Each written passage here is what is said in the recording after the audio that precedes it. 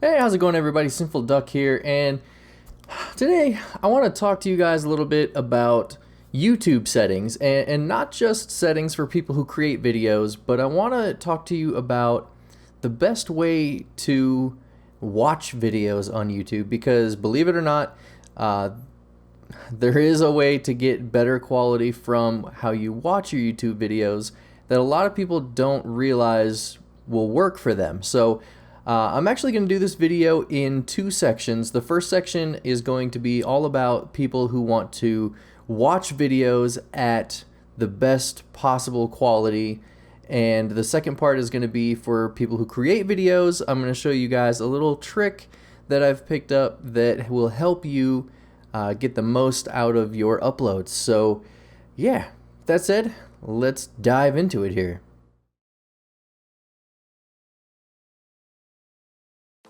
Alright, so here we are on YouTube, and this is actually one of my videos for Elder Scrolls Online that I uploaded a couple weeks ago, and I just want to show you guys how to get the best quality out of this thing for while you're watching. For most people out there, you probably have a 1080p monitor, and that's fine. I actually have a 1080p monitor myself. That's actually what I'm recording on right now, and it's what I watch all my YouTube videos on as well. But you can get better quality than the standard YouTube 1080p video will allow. So this is what you need to do, and I'll actually explain why this works here in a second as well. So if you look here at, I'm going to play this a little. I'll turn that down. I'm going to play this a little, and you can see it's just kind of showing off a couple areas here in the Elder Scrolls Online. Looks okay, but if you're watching something that has a lot of movement, like gaming videos have a lot of movement, if you watch a lot of GoPro videos, that kind of stuff has a lot of movement, obviously. And if you're watching, you can see here it says 1080-60. That really limits the amount of information that's in the video file itself. So you're getting a much smaller bitrate to go along with this. And the bitrate is what's going to really give you the clarity in the detail in videos that have a lot of movement and a lot of action. So here's how you get around it. Look for this. If you can find videos that are uploaded in 1440-60, that even on a 1080p monitor, this is going to give you a better video experience. Now, why is that? I mean, you can't see more than 1080p on a 1080p monitor, right? So how does this help? Well, I'm going to go over here to kind of explain it here. For those of you who don't know what this is the YouTube kind of, it's their recommended upload settings. So this is for people who create videos. It kind of helps you get an idea of what settings you need to use. But this section right here actually gives us information that will help with viewing it as well. So if you look here at the 1080p section, now if it's a 60 frame rate, if you're watching a video in 1080p 60, then you're going to be able to watch it in 12 meg per second. Now bump that up to 1440. Granted, again, you can only see 1080 on a 1080 monitor, but you're going from 12 to 24. You're getting 2 times the frame or the bit rate there by just putting it up to 1440. Now, again, resolution is not going to change because you don't have that capability.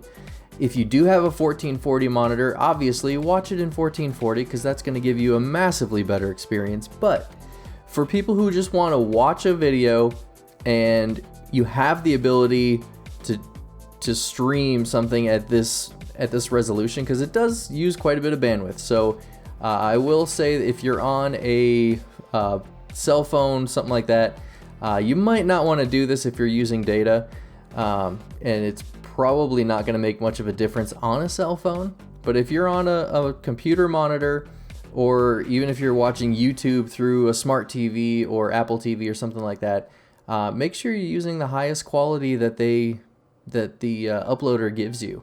1440 is definitely 1440-60 anyway, is definitely the best way to watch. If there is something in 4K, unless you have a 4K monitor or a 4K TV that you're watching it on, don't do 4K because the file size is just going to be huge and you're going to probably get some buffering. But 1440 at 60 FPS is going to give you 24 meg per second. It's really going to smooth out your video and you're going to notice a big difference in it. I don't know if you guys can see it here, but just me watching this back, I can see such a huge difference between the 1080 and the 1440. I mean, the detail in little things is crystal clear on this. When there's movement, everything is nice and crisp, and it just gives you such a great experience of watching these videos. If we go back here, you can go to something like this. Again, this is just one of my videos here, so we'll fast forward a little bit, but I mean the clarity of the gaming videos is going to be hugely noticeable for you. So make sure you're taking a look at that and don't just leave it on auto for your quality setting. Okay, so just to try and demonstrate this, I'm gonna make this full screen here for myself. So this is in 1440. Now I don't know if it's gonna make much of a difference for you, but okay, so we watched that, and now I'm gonna bump this down to 1080. See if you can see the difference. Yeah, look at, I mean, you can see a little pixelation in the movement. The names aren't as crisp. There's just a lot of muddiness to the picture, and because of the way I'm rendering this video, you may not see it, but just change this video right now from 1080 to 1440 and you'll see what I'm talking about. Alright, so that's gonna wrap up this section of the video. If you want the highest quality of viewing experience that you can get, always check in here, hit that little quality setting, see what they give you. If they give you 1080 60 and that's as high as it goes, stick with it. But if they give you 1440 60, always select that if you have the availability in your bandwidth. Watching 1440, it's going to clear everything up. It's going to look so much better. You're definitely going to notice the difference. If they do offer 4K, again, stay away from it unless you have high bandwidth. You got to have really good internet to stream 4K video.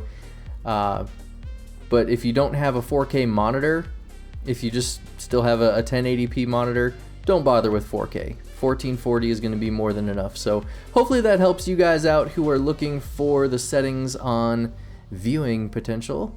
And for those of you who create videos, stick around to the next section and I will show you how to do this.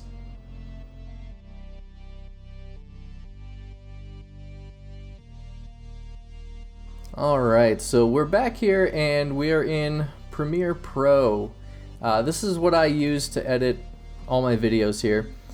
But what you want to do, you're going to want to create a new sequence. And you want to do it this way. You do not want to just drag and drop your file into the timeline and have it create one for you. And I'll show you why here.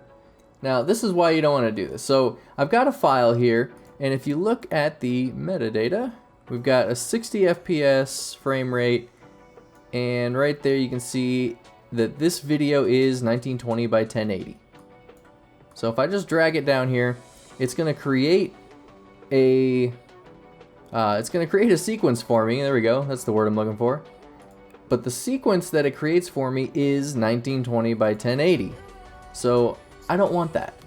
You don't want that. So we're going to get rid of that.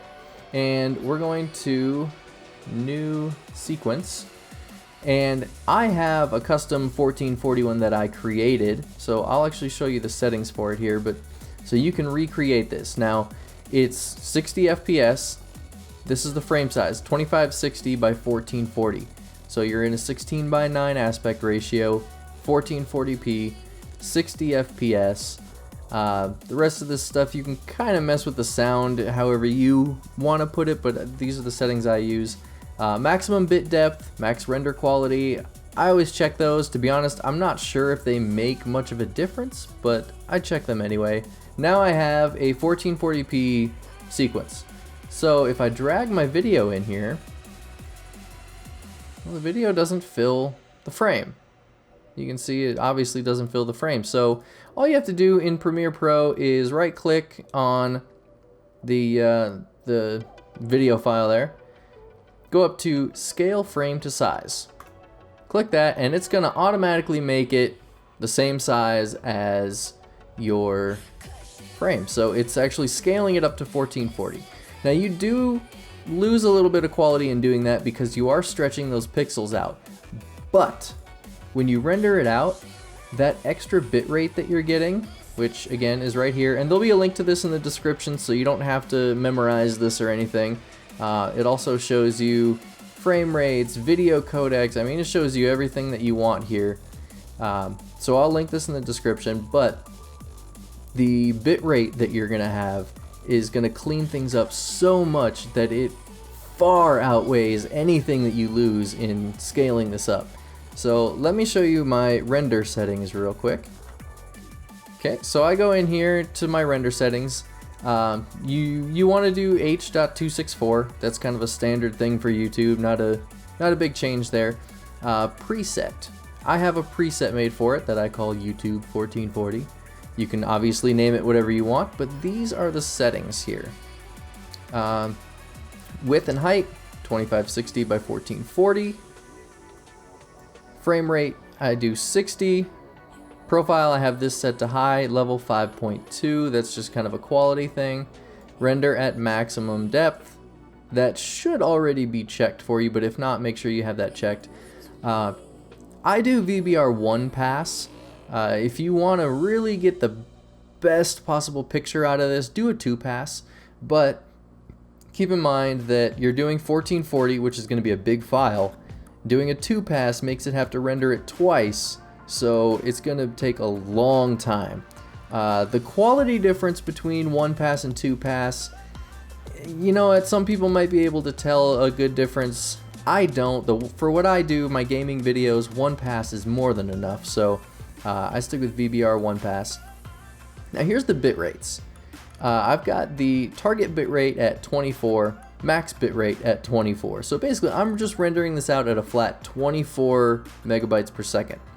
Why am I doing that? Well, again, back to this, at 1440p, 60 FPS, 24 meg per second is what YouTube is going to compress it to. So if I render above that, it's going to make my file bigger. It's going to take longer, and YouTube is still just going to squish it down to 24. So I just put it right at what YouTube is going to use, which is 24. Down here at the bottom, you want to check use max render quality, and other than that, you're good to go. So with all those settings, you want to go up here and hit save preset so you don't have to do all this over again.